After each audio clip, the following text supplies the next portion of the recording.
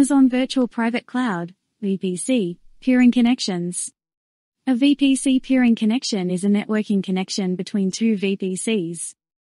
This connection enables you to route traffic between your VPCs using private IPv4 addresses or private IPv6 addresses. In this way, instances in either VPC can communicate with each other, as if they were on the same network.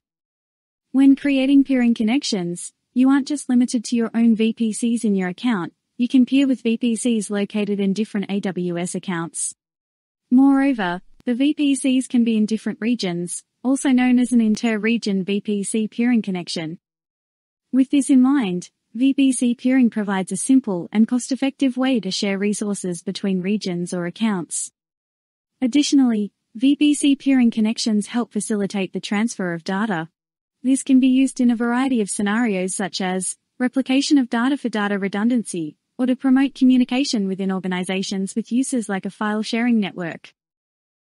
When creating peering connections, AWS uses the existing infrastructure of a VPC. It is neither a gateway nor a VPN connection, and does not rely on a separate piece of physical hardware.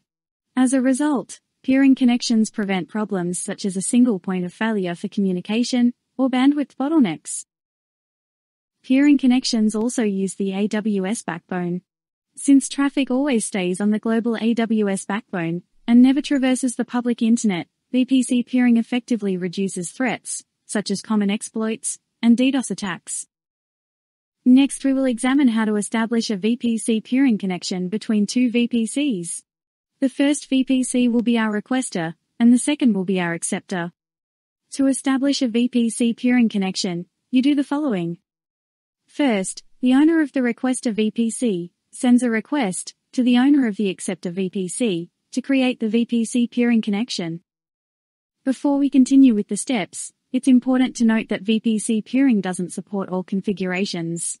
For example, the acceptor VPC cannot have a CIDR block that overlaps with the requester VPC CIDR block. For the second step, the owner of the acceptor VPC, which is either you or another AWS account, accepts the VPC peering connection request to activate the VPC peering connection. The VPCs are now peered. Next, to enable the flow of traffic between the VPCs, the owner of each VPC in the peering connection must manually add a route to their desired VPC route tables. That route must point to the IP address range of the other peer VPC. Finally, if required, update the security group rules that are associated with your instance to ensure that traffic to and from the peer VPC is not restricted. Now that your VPCs are peered, you can go ahead and peer it with multiple other VPCs. However, note that VPC peering connections do not support transitive properties. All peered VPCs must be directly peered with each other. Similarly, VPC peering connections cannot use edge-to-edge routing to access resources it does not have direct access to, such as an S3 bucket.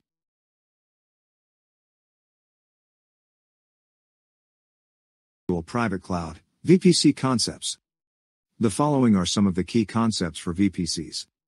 When you create a VPC, you must specify a range of private IP addresses for the VPC, in the form of a classless interdomain routing, CIDR block notation.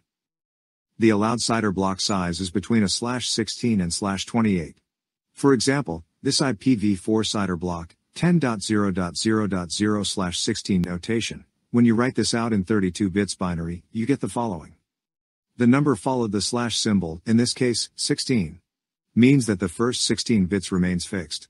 And you can vary the next 16 bits, providing you with a total of 65,536 IP address ranges. A CIDR block of 0.0.0.0/0 would allow access to any IP address. To the original primary CIDR block, you can assign additional private IP addresses, a secondary CIDR block, to expand your VPC. Private IP addresses are local addresses in your VPC. They are not reachable over the internet. They are used for communication between the instances in your VPC. To connect to your instance over the internet, you can assign a globally unique, public IPv4 address to your instance. On the other hand, IPv6 addresses are public and reachable over the internet. When you create a VPC with CIDR block, such as 10.0.0.0/16, Note that you will not have all 65,536 IP addresses. It is because 5 IP addresses are reserved by AWS for internal use. To create more than one subnet in your VPC, make sure that the CIDR blocks do not overlap. That's why we specify 10.0.10.0 and 10.0.20.0 for the two subnets. /24 indicates assigning 251 IP addresses for the subnet. When you create a VPC, it automatically has a main route table by default. You can also create your custom route tables. A route table contains a set of rules, called routes, that are used to determine where network traffic is directed. Each route in a table specifies a destination and a target. This main route table shows a local route that enables communication for all resources within this VPC. Each subnet in your VPC must be associated with a route table. You use a public subnet for resources that must be connected to the internet, and a private subnet for resources that won't be connected to the internet. You can make a subnet a public subnet by adding a route in your subnet route table to an internet gateway to support inbound and outbound access to the public internet. On the other hand, private subnet does not have a route to an internet gateway in the subnet route table. Also note that most architectures allocate significantly more IP addresses available for private subnets than for public subnets.